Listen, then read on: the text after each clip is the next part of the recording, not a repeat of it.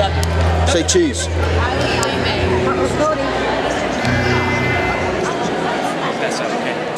Get over here. He's gonna go throw up. I said I tried to say, excuse me while I go throw up. Cody. I got here this morning.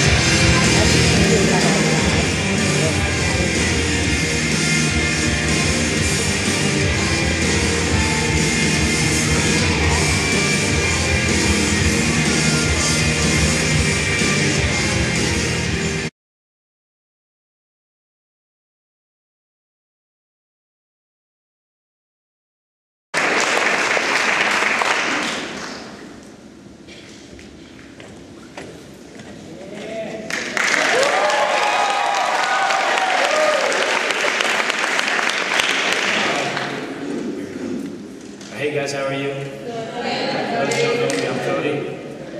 Who heard about the rapture thing that was supposed to happen yesterday?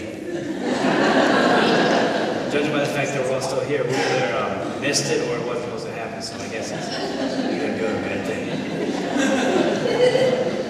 A couple weeks ago, Trey asked me to share with you guys this Sunday a little bit of my testimony and some stuff that God has put in my heart this past year. And he kind of wanted me to tell you guys that, like, what it's like after you become a Christian, like how you're gonna have struggles in your walk. And one thing that really hit me was trying to keep myself going on my right path when I stray away. And just recently, I hit a low in my life. I found myself asking, why am I here? What am I doing? I don't want to be here. I didn't want to go to Verge. I didn't want to go to Sunday school. And I really didn't want to go to preschool, which was my favorite thing to do here. And a couple weeks ago, we went on a winter retreat to Bluefield, West Virginia, and there we heard a guy, his name was David Nasser, and he spoke to us about like what our life is going to be like once we are a Christian. And he told us that as a Christian, our walk is going to get hard, and there are going to be times when we're really down and we just don't know what to do, and we don't want to be a part of church anymore. We just kind of want to do our own thing. But he said that is where it's the most important, because that's where it's going to either change our life for the better or for the worse. And after hearing that, I realized in my life just that everyone around me seems to be straying away from God. Doesn't mean I have to. And right then and there is where I rededicated my life to God. And a couple weeks ago, I heard a quote saying, how much opposition does it take to discourage me? And thinking about that, I went through things in my life that had made me upset or just taken me away from God a little bit. And the real big thing that hit me was my friends. And I've seen a lot of my friends stray away from church and just kind of stop doing the whole God thing. And then a lot of my motivation came from my friends. And now that I feel separated from my friends, I kind of feel afraid that I'm going to stray away from God and not be on the path that I'm supposed to be. And, this verse, Job 7:1, says that human life is a struggle, isn't it? It's a life sentenced to hard labor, like field hands longing for quitting time, and working shifts with nothing to hope for but payday. And that says life is going to be a hard journey, and we're going to be waiting for it to be over, and that we have nothing to look forward to but the end. And the hard journey is going to be being unmotivated and discouraged from our walk with God.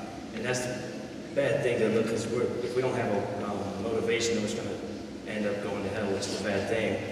And then another part is what we're looking forward to is going to heaven. Because as a Christian, my biggest motivator is going to heaven, because basically, who really wants to go to hell? And the whole point is because I want everyone I know and meet to go with me to hell, because nobody wants to be alone.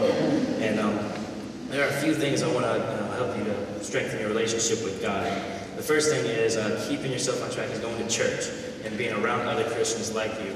Because when you're around other Christians, they're kind of like your guardrails. They keep you on the right path, and they're kind of like your support system. If you mess up, they're there to help you.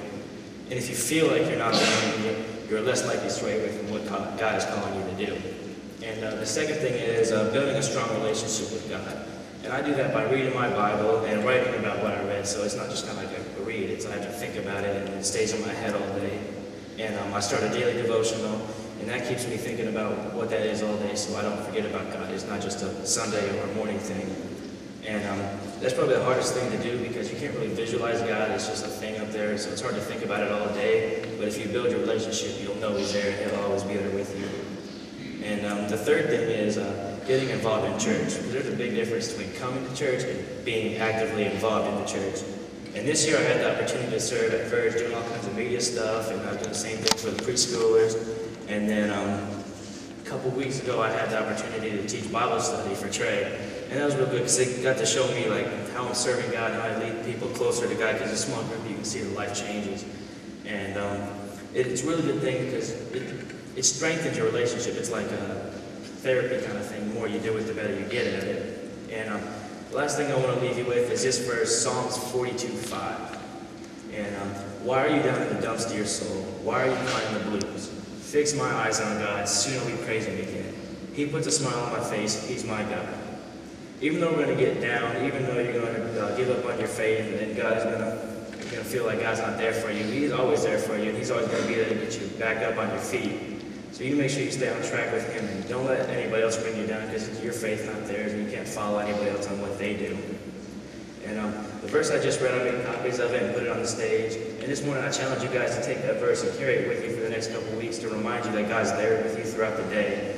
And I just want to let you know that God's always there. He's always going to put a smile on your face, and He's never going to leave you. Thank you.